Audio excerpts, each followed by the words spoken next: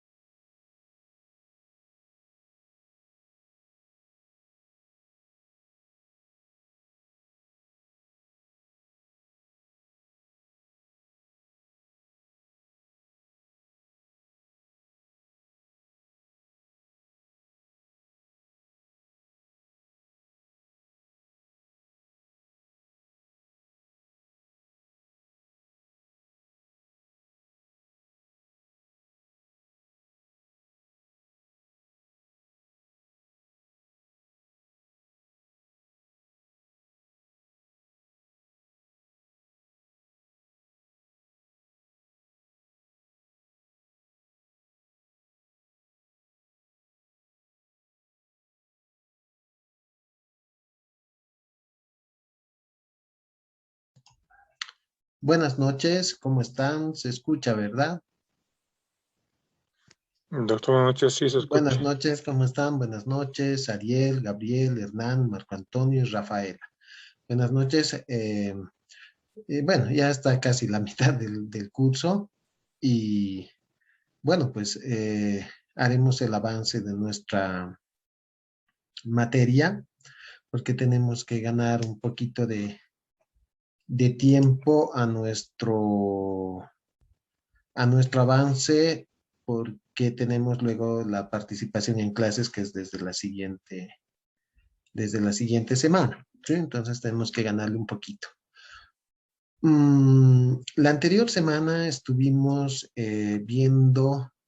el, estuvimos viendo la causa de los contratos, ¿verdad? Eso habríamos avanzado hasta ahí, hasta la causa de los contratos y habríamos visto los primeros puntos. Sí, hoy día yo creo que podemos terminar la causa de los contratos y el día sábado ya comenzamos con la forma, ¿ya? Y si nos da el tiempo, podemos empezar también ya con la forma. Hemos dicho de que la causa de los contratos vendría a ser otro de los requisitos de formación del contrato. Perdón, estoy admitiendo. Otro requisito de formación de los contratos. A ver, esperaremos a su compañero. Ya, les enviaré por favor, antes que me olvide, el link de nuestra asistencia. Como habíamos quedado, si es que no es posible que se saquen una fotito, por favor colóquenle presente con la fecha de clases, ¿ya? Por favor. Entonces, si es que no les va a ser posible eh, sacarse la fotito, por lo menos presente. Ya esa es la evidencia que tengo que presentar a la universidad eh, con relación a la asistencia a las clases, por favor. Bueno, hemos visto la causa de los contratos, hemos dicho la causa de los contratos es otro de los elementos de formación.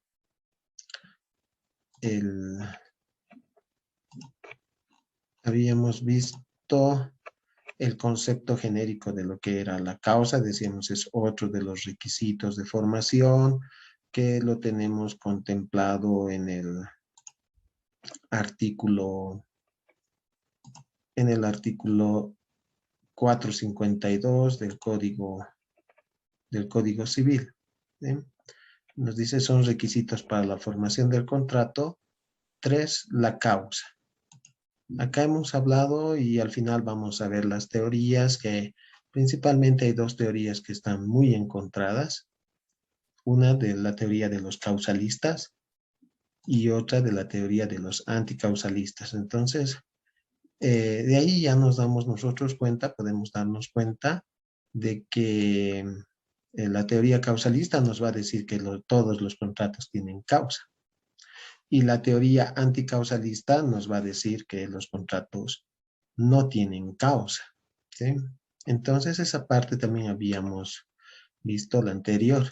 Nosotros partiendo de nuestro artículo 452, ya nos podemos dar cuenta a qué teoría se inclina o por qué teoría está influenciado nuestro Código Civil. Vendría a ser por la teoría causalista, al decirnos que al exigir como requisito de formación de los contratos a la causa. Se dan cuenta que solamente es en la forma donde nos dice el Código Civil, siempre que sea legalmente exigible. ¿Sí? En los otros 3 elementos o 3 requisitos no da mención alguna. Entonces, analizando, todo contrato debe llevar estos 3 primeros elementos. Consentimiento a las partes, que ya lo hemos visto, que tendría que estar libre de vicios. El objeto, ¿sí? Este objeto tendría que ser posible, lícito y determinado, determinable. Y ahora ya hablamos de la causa. ¿Cuál es la razón? ¿Sí? ¿Cuál es la razón por lo que las partes han llegado a contratar? Entonces, y bueno, aquí también hablamos de la causa de la obligación. Eso hemos visto en la anterior clase, ¿verdad? Que nosotros reconocemos a la causa de la obligación y también a la causa del contrato. ¿Por qué? Porque nuestro Código Civil en el 489 y en el 490, estoy reiterando lo que habíamos llevado en la anterior clase, nos habla de la causa ilícita, ¿sí? Acá se está refiriendo a la causa de la obligación y nos habla del motivo ilícito, que nos estaría hablando de la causa del contrato. Entonces, reconocemos nosotros a la causa de la obligación y a la causa del contrato. Para evitar esta confusión de estar hablando causa de la obligación y causa del contrato, la teoría italiana es la que, ¿sí? Prefiere nombrar como motivo del contrato a la causa del contrato, para poder diferenciar y no se vaya a confundir doctrinalmente la causa de la obligación con la causa del contrato. Por eso que la causa del contrato es conocido como motivo. Entonces, muy aparte que nosotros tenemos influencia de la teoría causalista, entonces también tendríamos una influencia del derecho civil italiano en este caso, al reconocer que existe causa de la obligación y motivo del contrato, conocido también como causa del contrato. Entonces hemos dicho que la causa de la obligación del comprador es que le entregue la cosa previamente para hacer el pago del precio. Y del vendedor, la causa de la obligación es que previamente le entreguen el dinero, ¿sí? Para hacer entrega de la cosa. Y cuando hablábamos de motivo, aquí nos estamos metiendo, decíamos, a lo más profundo del contrato. Aquí hablábamos de cuál es ese motivo, ese móvil que les ha llevado a las partes a contratar. Por eso decíamos de que acá entramos a un mundo muy subjetivo, ¿sí?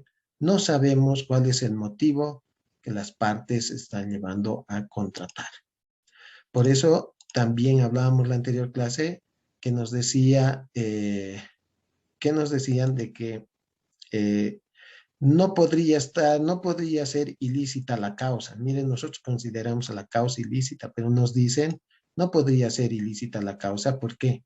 Porque la causa de la obligación siempre se apoya, decíamos, en una figura jurídica, compra-venta, arrendamiento, ¿sí? Lo que sí sería ilícito sería el motivo, ¿sí? El motivo que les ha llevado a las partes a contratar.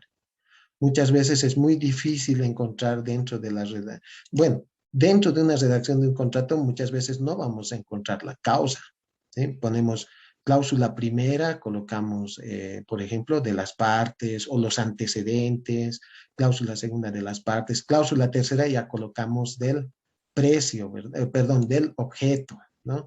Las partes han llegado de acuerdo de suscribir el presente contrato de compra-venta del bien inmueble ubicado en tal lugar. Cuando ya vamos a ver el precio, la forma de pago, ahí quizás encontramos la causa, ¿sí? Pero con cláusula específica, por lo general no manejamos. Pero ya cuando hablamos de que por el presente contrato, ¿no ven? El vendedor declara haber recibido el precio, ¿sí? Haber recibido el dinero. Y el comprador declara haber recibido y tener ya la posesión del bien inmueble y recibe todos los documentos jurídicos, técnicos, legales, a objeto de que pueda hacer la transferencia o el cambio de nombre del titular. Entonces, ahí encontramos la causa del contrato, ¿sí? Y por lo general no encontramos el motivo, ¿sí? El motivo sí no lo encontramos en todos los contratos. En algunos contratos sí, como hablamos la anterior vez del arrendamiento, ¿verdad? El motivo del arrendamiento es para que el, el arrendatario o inquilino lo utilice como vivienda, ¿sí? Para él y su familia. Y sin embargo, no había sido ese el motivo del inquilino, sino su motivo había sido para convertirlo en casa de citas, ¿verdad? Y ahí estaríamos hablando de un motivo ilícito. Entonces, por eso les digo que es muy difícil encontrar en los contratos, en todos los contratos, tratar de encontrar el motivo. No sabemos, ¿sí? Como les decía, puede estar comprando Hernán un celular para su uso. Ese es su motivo, necesita para poderlo usar. Rafael está comprando también un celular, está realizando la misma figura jurídica de compra-venta, pero quizás el motivo de Rafaela, ¿sí? No es para usar, sino para poderlo regalar, se dan cuenta. Entonces, puede suceder aquello, entonces es muy difícil encontrar el motivo. Por eso es que nos dice, en el motivo tendría que estar lo ilícito. Entonces, no vendría a ser en todos los contratos, ¿sí? No vendría a ser en todos los contratos. Entonces, tenemos que dar lectura al contrato para poder encontrar la causa de la obligación y en algunos casos el motivo de la obligación. Eso es lo que habíamos hablado en la anterior clase. Ahora, ¿qué pasa si la causa es ilícita o el motivo es ilícito? El 549 de nuestro Código Civil nos dice casos de nulidad del contrato. El contrato será nulo 3, por ilicitud de la causa y por ilicitud del motivo que impulsó a las partes a celebrar el contrato. Entonces, si se logra demostrar la ilicitud de la causa o se logra demostrar la ilicitud del motivo, entonces podemos buscar la nulidad del contrato. Va a decir que ese contrato no haya nacido a la vida del derecho, ¿sí? No haya nacido a la vida del derecho. ¿Por qué? Porque o su causa es ilícita o su motivo es ilícito. Y la nulidad tiene por efecto, ¿sí? La retroactividad, se retrotrae. Como no ha nacido a la vida del derecho, entonces se retrotrae como si las partes nunca hubiesen contratado. Si hemos cumplido con alguna prestación, pues tiene que existir la repetición de esa prestación, ¿sí? Se tiene que hacer las devoluciones de las prestaciones que hayan realizado las partes, porque puede que haya existido alguna prestación ya realizada. Entonces, a eso conlleva la nulidad porque se retrotrae, como decir, no tendría ningún efecto jurídico, no ha nacido a la vida del derecho. Cuando hablamos sobre la teoría de la causa, aquí estábamos diciendo que hacemos el estudio para poder encontrar el significado de la causa, ¿sí? Para eso hemos dicho, vamos a recurrir principalmente a la doctrina, a la opinión de los autores, ¿sí? Pueden ser antiguos, actuales, modernos, que dependiendo la obra vamos a encontrar algún estudio sobre la teoría de la causa. La causa eficiente, lo que nos hablaban los romanos, ¿sí? Los romanos no conocían la causa de la obligación, no habrían estudiado tampoco el motivo del contrato, es decir, la causa del contrato. ellos conocían como causa-fuente, ¿sí? O causa-efecto. ¿Sí? La causa genera las obligaciones. Ahí nos hablaban de los contratos, cuasicontratos, delitos, cuasidelitos. ¿Sí? Que en realidad estas eran las causas que generaban las obligaciones. Estas eran las fuentes de las obligaciones. Entonces, hemos hablado que era una forma de concebir la causa ilógica e irracional, porque como era causa-efecto, entonces había muchos contratos que entraban en conflictos, decimos, como el contrato de préstamo. En la actualidad, el contrato de préstamo es un contrato real, que tiene que existir la entrega de la cosa para que para que se perfeccione el contrato de préstamo, ¿no? Nos dice el contrato de préstamo es cuando se hace entrega de la cosa y de esa manera nos habla el Código Civil. Pero los, eh, los romanos no lo concebían de esa manera, no lo estudiaban de esa manera.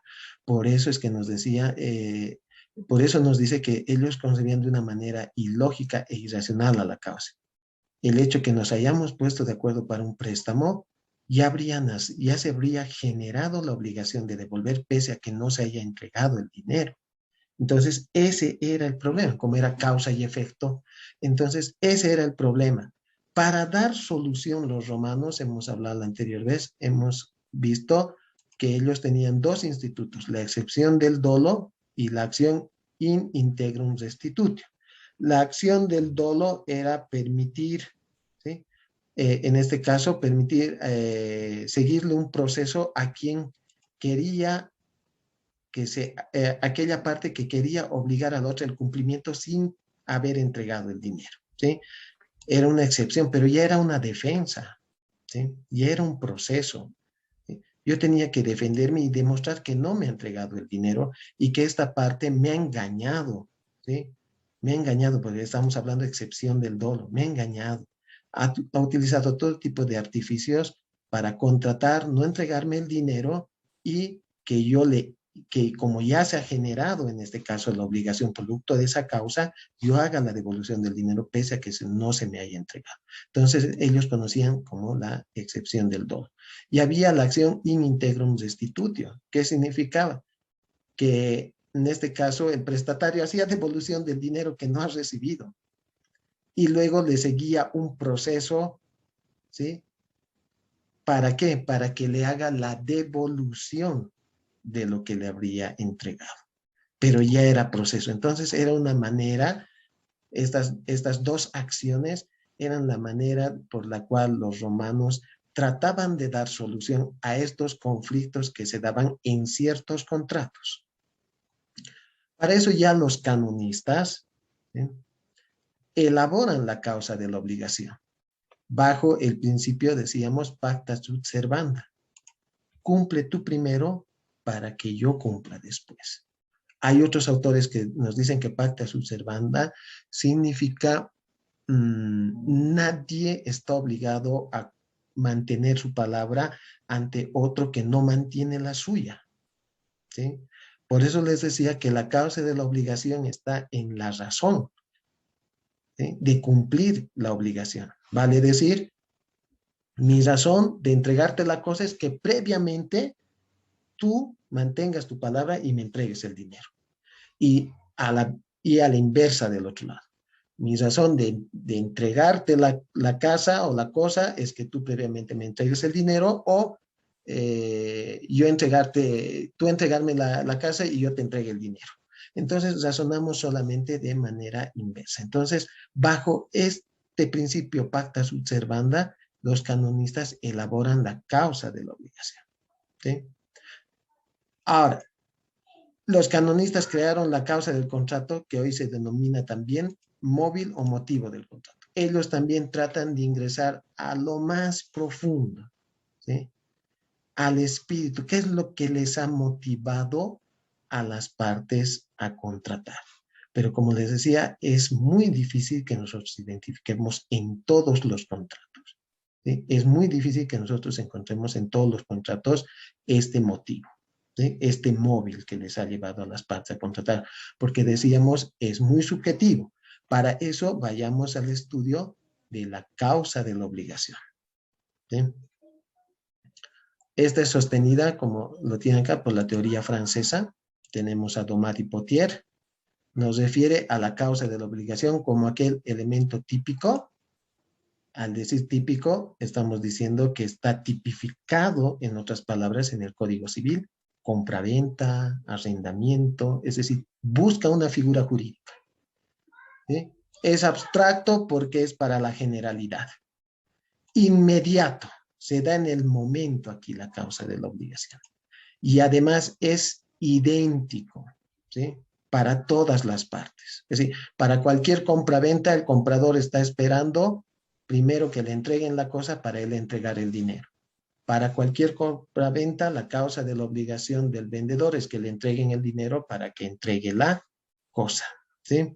Entonces, ese es el elemento típico, abstracto, inmediato e idéntico que fatalmente persigue cada una de las partes al contratar y que es rigurosamente idéntico en cada uno de los contratos de la misma naturaleza. Va a ser lo mismo, ¿sí? La causa de la obligación.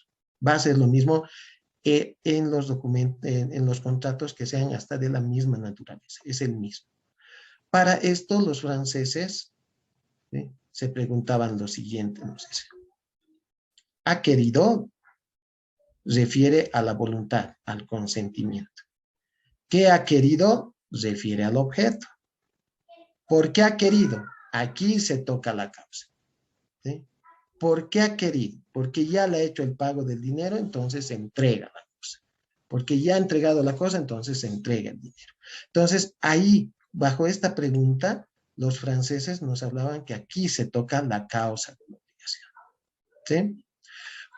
Tenemos este otro, que es la causa del contrato, o acá le pondremos el motivo, de lo que nos hablaba la teoría francesa. Perdón, la teoría italiana. Es defendida por la doctrina italiana la causa motiva, ¿sí? Este es un elemento volitivo, y hemos dicho, ¿sí? Es de la voluntad de las partes. Mediato, porque no se genera en ese momento. Subjetivo, porque no sabemos para qué ha querido, ¿sí? No sabemos para qué ha querido contratar. No sabemos, porque es personal. Y va a ser diferente en cada uno de los contratos de la misma naturaleza. Como decíamos hace rato, Hernán compra-venta de un celular, él tendrá un motivo de comprar. Rafaela compra-venta de un celular, ella también tendrá un diferente motivo por el cual está contratando.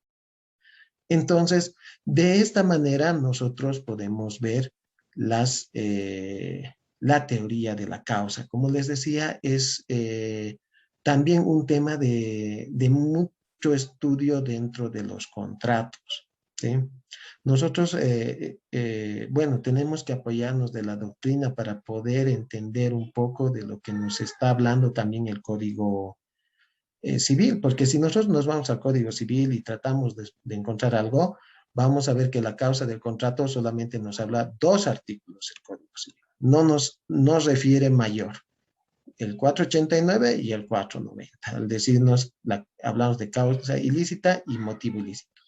Es decir, nada más, no nos va a hablar nada más nuestro Código Civil, es decir, no vamos a encontrar más.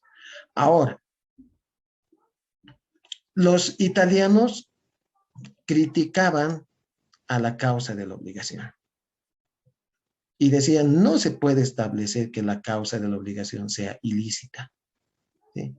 Porque siempre se apoya en una figura jurídica, siempre es típico, ahí se apoya en compraventa, arrendamiento, siempre va a buscar aquello, la causa de la obligación. Donde puede estar la ilicitud, decían, está en el motivo, en la causa motivo, ¿sí? Porque no sabemos las partes para qué están contratando, ¿sí? Entonces, si ese para qué es ilícito, entonces el contrato debería ser nulo, ¿sí? El contrato debería ser nulo. Entonces, eso es lo que nosotros encontramos dentro de la doctrina. Hasta ahí habríamos visto la anterior clase. Para el día de hoy tenemos la corriente sobre la teoría de de la causa. Nos debe ser corrientes, yo creo. Corrientes sobre la teoría de la causa. Y aquí hablamos de las teorías clásica, anticausalista y neocausalista. ¿Sí? Alguien que trata de unir un poco a ambas teorías. La teoría causalista por la cual nosotros nos apoyamos en nuestro Código Civil, porque nosotros sí establecemos como requisito de formación de los contratos. ¿Qué es lo que nos dicen? Todos los contratos tienen causa. Esta teoría nos dice todos los contratos tienen causa. ¿Sí? El 452 nuestro nos dice elementos del contrato, la causa. Entonces, hasta aquí nosotros vemos que también nosotros seguimos esta teoría, ¿sí? De que todos los contratos tienen causa. Haciendo un resumen, tendríamos que ver nosotros, y siguiendo nuestro texto base, ¿en qué se apoyaba la teoría causalista para decirnos que todos los contratos tienen causa? Primero nos hablaba de los contratos bilaterales, ¿sí? En el primer contrato para explicar. Y nos decían, una parte tiene por causa a la obligación asumida por la otra parte y viceversa, lo que estuvimos hablando, ¿verdad? ¿Sí? Mi obligación de entregar la cosa es que me hayas pagado previamente el precio. Y la obligación de pagarte el precio es que previamente me hayas entregado la cosa. Entonces, ahí está la causa, nos decían. Ahí está en los contratos bilaterales. Está clara la causa, nos dicen los de esta teoría causalista. En los contratos reales, ¿sí? La causa está en la entrega previa de la cosa. Si no se entrega la cosa, no habría causa para devolver, ¿sí? Entonces sabemos que los contratos reales se perfeccionan con la entrega de la cosa, préstamo de dinero, ¿sí? Entonces ellos dicen, la causa está en la entrega previa de la cosa. Que si no le he entregado el dinero, entonces la otra parte no tiene ninguna causa para devolver. Y en los contratos gratuitos, ¿sí? La causa está en el animus donandi, del que está donando, ¿sí? En su ánimo de donar, porque el donante no espera nada a cambio, ¿sí? No espera nada a cambio. No se olviden que en los contratos gratuitos una sola parte hace el sacrificio patrimonial, la otra se beneficia, ¿verdad? Entonces, ahí estaría la causa, dice, en el animus donandi, porque el donante no espera nada a cambio. Entonces, de esa manera, la teoría causalista, en un resumen, trata de explicarnos sus fundamentos de por qué aseveran que todos los contratos tienen causa, ¿sí? Utilizando los contratos bilaterales, contratos reales y contratos gratuitos. Cuando ya vemos nosotros la teoría anticausalista, entonces estos negaban que el contrato tenga causa. Ellos nos dicen, los contratos no tienen causa. Y utilizan a la vez los mismos tres contratos para poder refutar lo que decía la teoría clásica o la teoría causalista, que es la misma. En los contratos bilaterales, cuando hay obligaciones recíprocas que se dan en los contratos bilaterales, cuando una parte no cumple, no demandamos ausencia de causa, sino ausencia de objeto, ¿sí? Entonces ellos decían, en estos contratos, ¿sí?, no hay causa. Lo que no habría sería el objeto. Es decir, pacta sunt servanda. Cumple tú primero para que yo cumpla después, ¿verdad? Mantén tu palabra para que yo también mantenga la mía, ¿sí? No estoy obligado a mantener mi palabra si tú no cumples, ¿sí? Entonces, si yo cumplo y el otro no cumple, no demandamos falta de causa, sino demandamos falta de objeto. No me ha entregado la cosa o no me ha entregado el dinero. Entonces, esto es lo que nos dice la teoría anticausalista con los contratos bilaterales. Con los contratos reales, si no entrego la cosa, el elemento que falta es el objeto, no la causa, ¿sí? Entonces, si no me ha entregado todavía el dinero y la otra parte quiere el cumplimiento de su obligación, entonces yo tengo que demostrar, ¿sí?, que no me ha entregado la cosa, pues no me ha entregado el objeto, falta el objeto, no falta la causa. Entonces, de esta manera también ellos justificaban. Y en los contratos gratuitos nos dice, no puede estar la causa en el animus donandi, ¿sí? Porque ¿dónde está el animus de la otra parte? De beneficiarse. ¿Dónde está su animus? Entonces, en este caso, si hay algún conflicto en los contratos gratuitos, no vamos a demandar la ausencia de causa, sino la ausencia de consentimiento, ¿sí? La ausencia de consentimiento, porque no estaríamos hablando de la otra parte. Entonces, ellos tratan de justificar de la misma manera con los tres contratos, ¿sí? Ahora bien, la última teoría vendría a ser la teoría neocausalista, ¿sí? Entonces, ellos nos dicen que la causa sí existe, ¿sí? La teoría neocausalista o nueva causalista. Pero nos dicen aquí, no está en la obligación la causa, como nos habla la teoría causalista. Si la obligación de entregarte la cosa es que previamente me hayas entregado el dinero y mi obligación de entregarte el dinero es que previamente me hayas entregado la cosa. No, sino está en el cumplimiento, ¿sí? Ahí está la causa del contrato, la causa de la obligación, ¿sí? La causa sirve para corroborar el consentimiento. Entonces nos explican también a partir de los tres contratos. No es muy clara esta parte, pero bueno, a ver a lo que podemos nosotros analizar. Los contratos bilaterales. La causa está en cumplir la obligación que las partes asumieron, ¿sí? En cumplir la obligación que las partes asumieron. Por falta de causa no existe nulidad de contrato, sino existe incumplimiento. Por lo tanto, solicitamos la resolución del contrato. ¿Sí? Por falta de causa no debería darse la nulidad de contrato como nos habla nuestro Código Civil. ¿Sí? No debería darse, sino que como ellos se basan en el cumplimiento de las obligaciones, en el cumplimiento, entonces nos dicen, si una de las partes no cumple, ¿sí? Entonces, aquí la figura adecuada es la resolución del contrato. La resolución del contrato es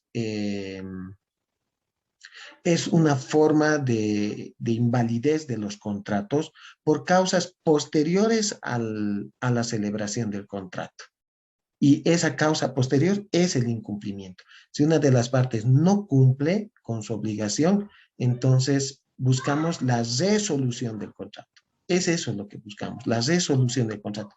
Y cuando un contrato es resuelto por el juez, también tiene efectos retroactivos igual que la nulidad. Por eso ellos nos dicen, ¿para qué vamos a buscar la nulidad? En realidad no se da aquí la nulidad. Aquí hay incumplimiento. No ha cumplido una de las partes, entonces resolución del contrato, no nulidad del contrato. Cuando nos hablan de los contratos reales, nos dice ya no hay entrega previa de la cosa. El contrato se perfecciona con el simple consentimiento, ¿sí? Con el simple consentimiento. No es necesario la entrega de la cosa. Aquí la teoría alemana es la que nos dice causa inseguridad jurídica, ¿sí? Allá muy bien, entonces daremos la solución. Cuando se trata de bienes muebles, ¿sí? Cuando se trata de bienes muebles, sí tiene que haber entrega de la cosa. Y cuando se trata de bienes inmuebles, la firma del contrato ante notario de fe pública, ¿sí? Para ya tener un título ejecutivo y ejecutar en caso de incumplimiento y no hacer todo un proceso judicial. En los contratos gratuitos, la causa está en no esperar ninguna contraprestación. El móvil está en el aspecto psicológico. Es inconcreto, nos dice, porque nadie regala algo a un desconocido, ¿sí? Entonces, ahí nos tratan de refutar de esta manera o tratan de fundamentar de esta manera la teoría neocausalista. Nosotros hemos hecho el estudio de todas estas teorías, pero en realidad en la teoría que está apoyado nuestro Código Civil es en esta teoría, en la teoría clásica o causalista. Vuelvo a reiterar porque el artículo 452 de nuestro Código Civil nos dice que todos los contratos tienen causa. Todos los contratos tienen causa, ¿sí? Entonces, nosotros estamos apoyados en esta teoría clásica. Muy bien. Con eso habríamos visto esta parte de la causa de los contratos. Quizás hay alguna consulta, algo que quieran añadir a este nuestro avance de nuestra materia. Con esto estaríamos terminando el tema de la causa de los contratos. Es un avance mayormente de doctrina, ¿sí? Más que de la norma jurídica. Muy bien. Entonces, con esto habríamos